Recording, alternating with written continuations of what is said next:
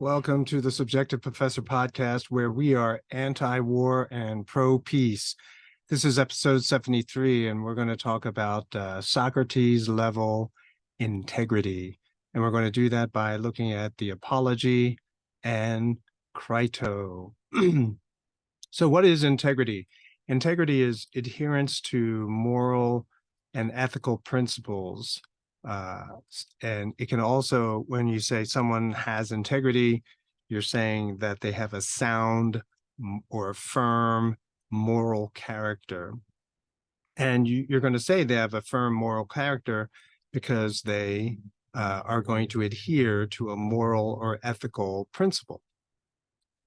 Now, on the one level, yeah, this is a satisfactory definition, but what we first have to do is figure out what is moral. And because of the subjective theory of value, which then is highly related, as I drew that connection for you in a previous episode, good then becomes subjective. Then we have to realize that most people are going to consider different things as moral or immoral.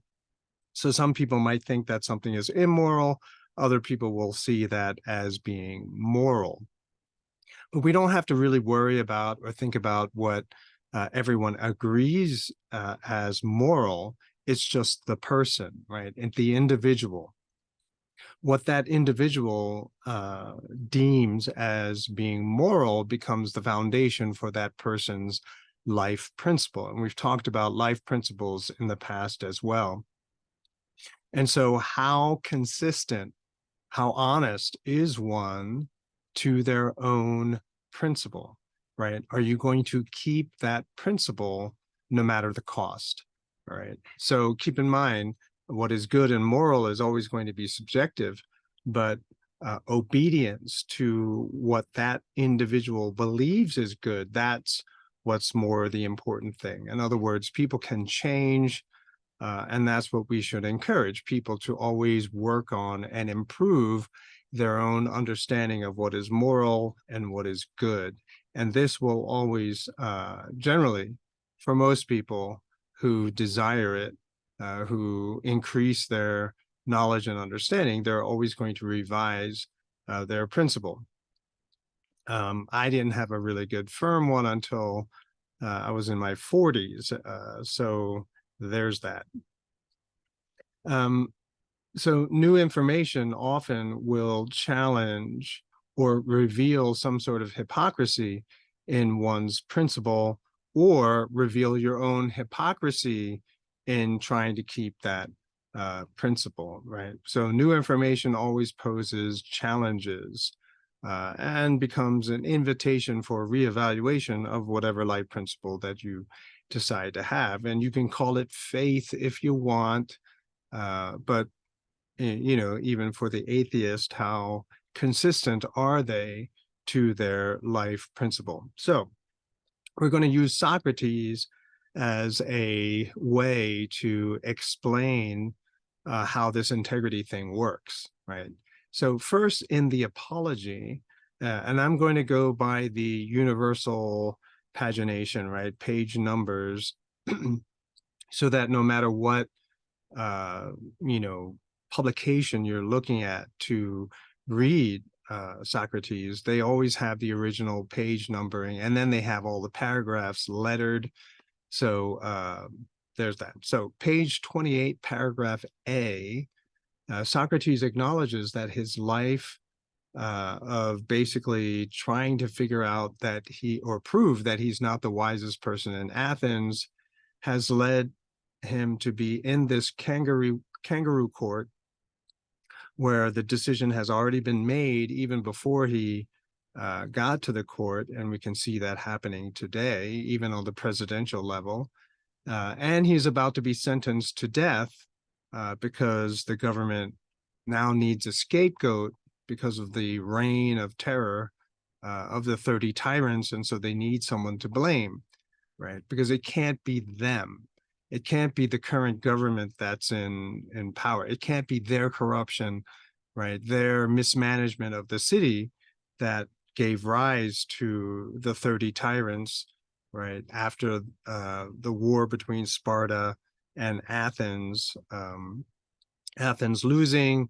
And so therefore the government that was established, very pro-Sparta, very terrifying, and they ruled for 8 months and they killed 5% of the population. All right, so he's in this, he recognizes that he's being used as a scapegoat, as the fall guy for this horrible event in their recent history. And then in paragraph B, he says that slander and jealousy has condemned many innocent and will continue to do so. He says that it won't stop with him, right? So he realizes that he's being basically put on trial because of slander and jealousy. And so he poses a question, he says, I know some of you are thinking, hey, Socrates, don't you feel no compunction at having followed a line of action which puts you in danger of the death penalty? Like, aren't you unsure of yourself, right? I mean, are you going to question all of your life values if it ends up being in court and about to be sentenced to death? And so he says, and if someone were to ask him that question, he would reply, you are mistaken, my friend, if you think that a man who is worth anything ought to spend his time weighing up the prospects of life and death. He has only one thing to consider in performing any action, that is, whether he is acting rightly or wrongly, like a good man or a bad man, right? And so he's like, if I do this, am I going to die? That's not the important question, right? So he shifts the perspective. He says, what's more important is whether you're doing the right thing. And obviously, when most people today are confronted with that, are you doing the right thing or the wrong thing?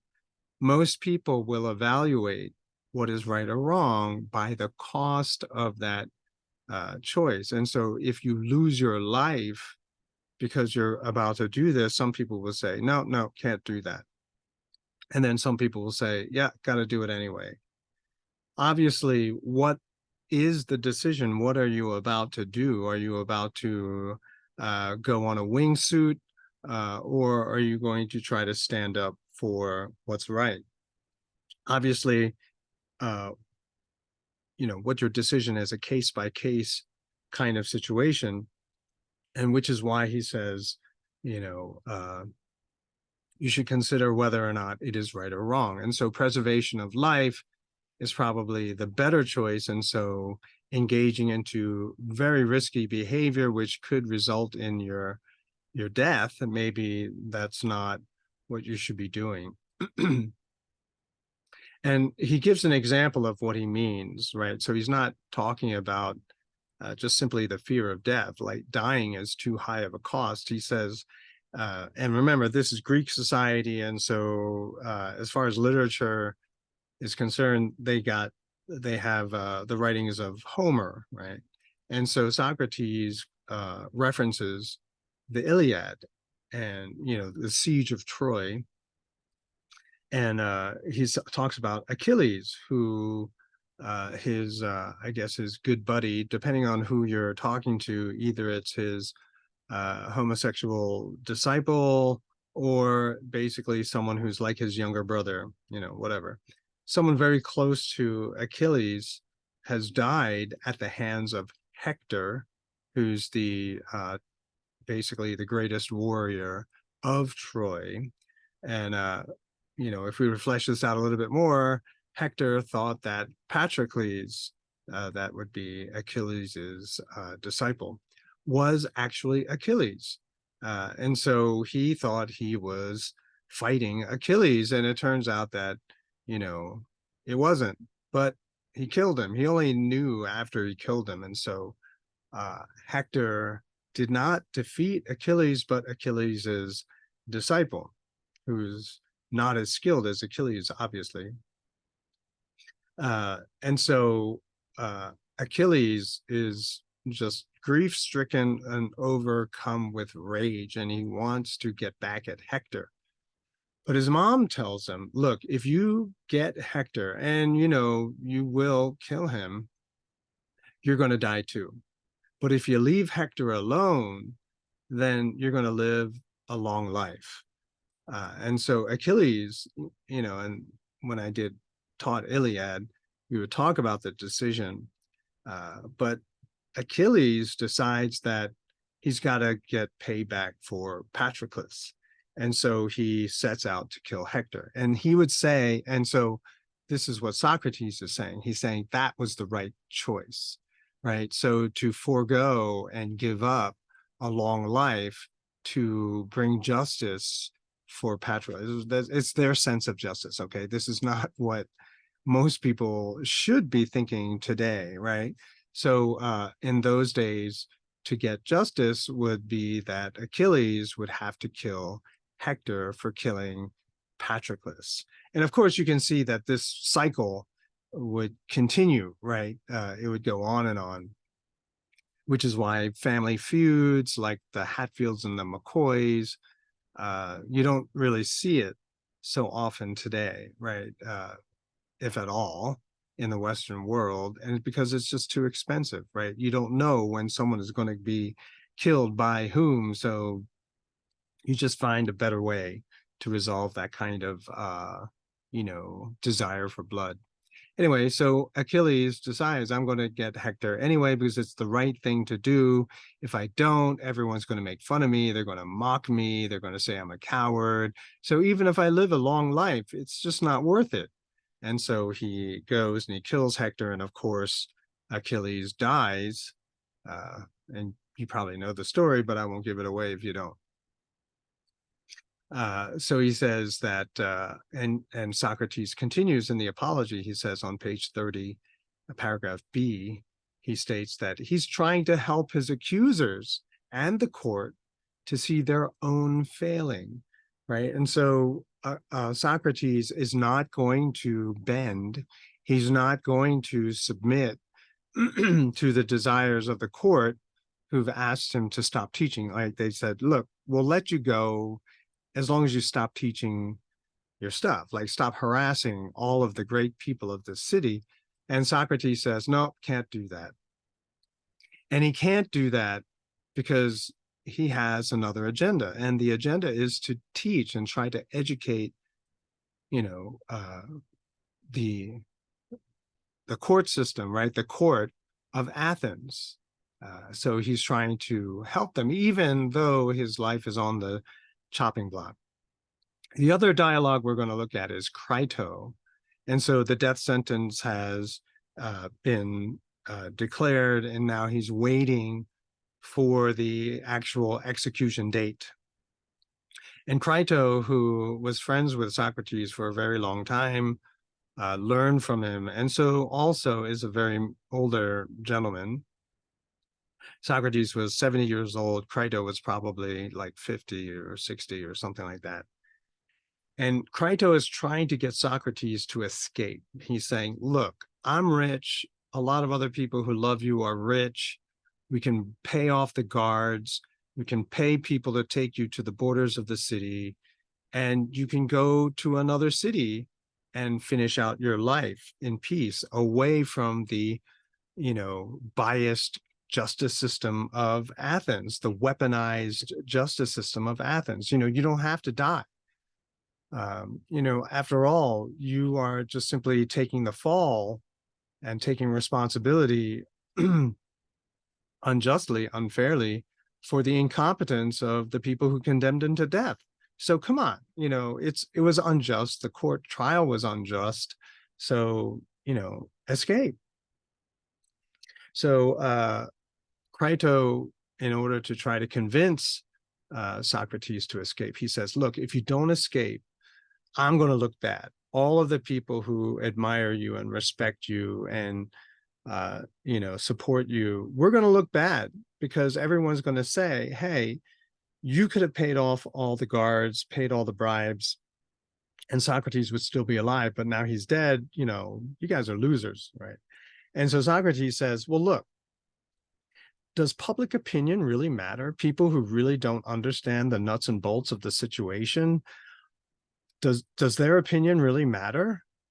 Only certain opinions matter. And he says, and he talks about experts, right? And so this is on page 48a of Crito. He says, what we ought to consider is not so much what people in general will say about us, but how we stand with the expert in right and wrong, the one authority who represents the actual truth.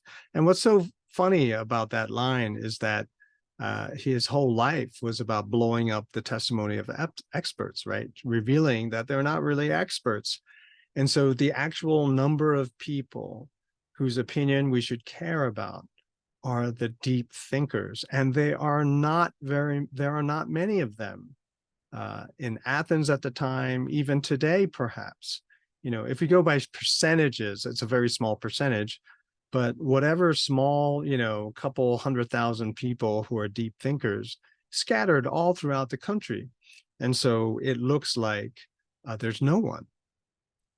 But it's the opinions of those people that people who are concerned with integrity should pay attention to, right? And so he says, the really important thing is not to live, but to live well, right? And then obviously, what is to live well? Well, that's the substance of Socrates's, teaching. He's trying to get people to consider and to think, what is it to live well? And then he says, to live well means the same thing as to live honorably or rightly, okay? And so, again, he's illustrating the problem of, he doesn't say it, obviously, but my interpretation is that he's trying to bring attention to the fact that everyone is going to see well, honorable, right, subjectively. And then he poses a question. He says, is there no sense in which wrongdoing is good or honorable? So to escape from prison, right, is not honorable. So it's wrongdoing. So how can that be good, right? And so if what Socrates is doing is trying to show people, teach people, right? So not only through his words, but through his life and his actions and his choices, he can't do it. He can't teach people what is good if he engages in stuff which is not good. So let's see, is there a time when doing wrong is good? Which is an interesting question, but not really that difficult, right? You can realize that what we understood as wrong is actually good, or what is good is actually wrong. So our understanding, our subjectivity, right? Our subjective perspective on good and wrong could be off, right? Could be in need of more information.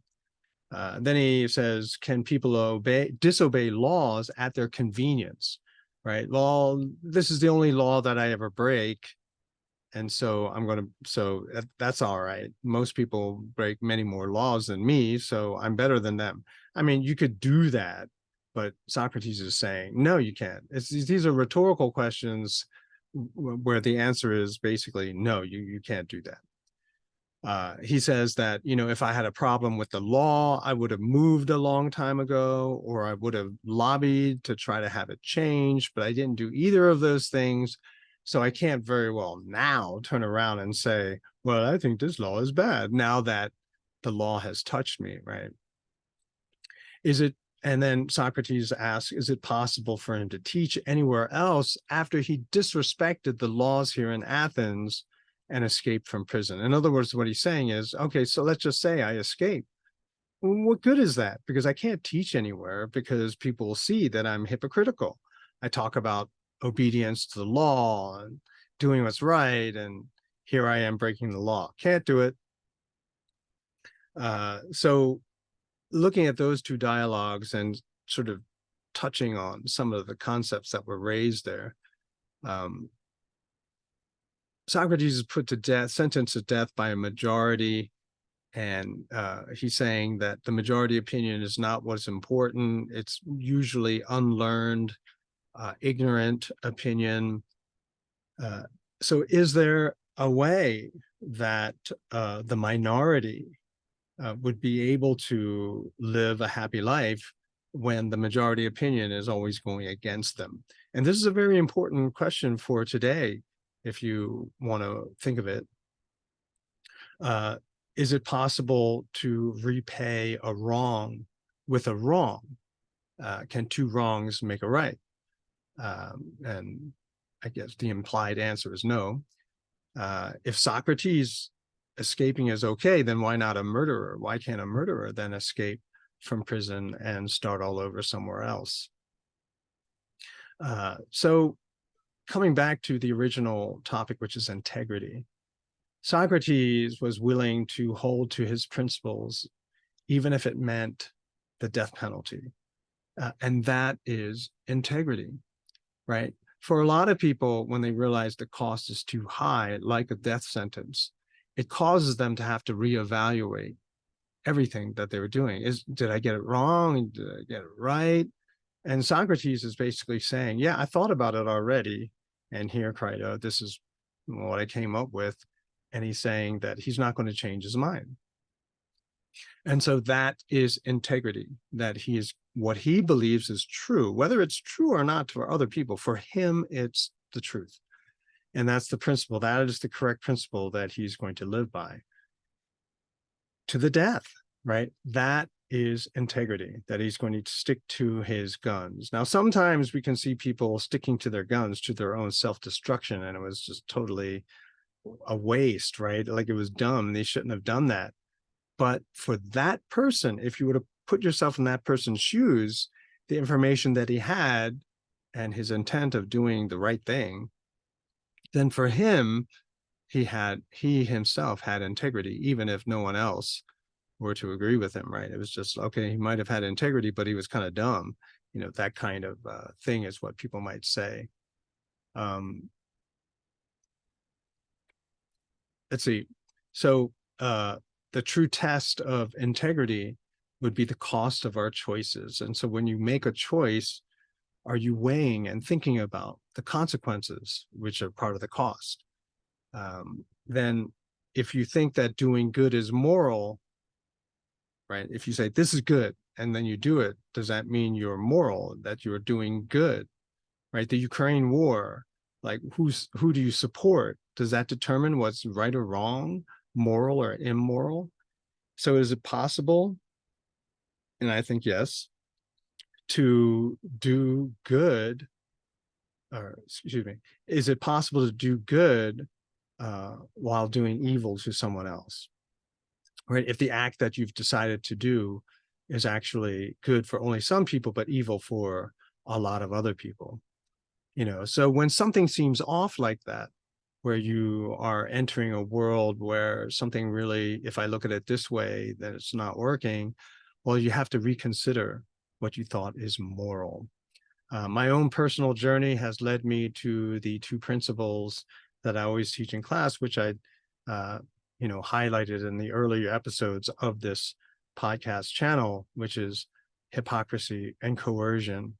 If I see anything that smacks of hypocrisy or anything that is coercive, then I know that it is a sign that whatever that is problematic in the very least, and probably not the best choice. So once again, we have to leave people alone, allow them to be able to discover what the true costs of the choices that they are about to make or have made really is. And once you do that, more people get into that attitude. It becomes a lot easier to see the hypocrisy. It becomes a lot easier to see the coercion. And then people will then look for better choices. So freedom, again, for the win. It's that easy. Or is that hard? I'll talk to you in the next episode.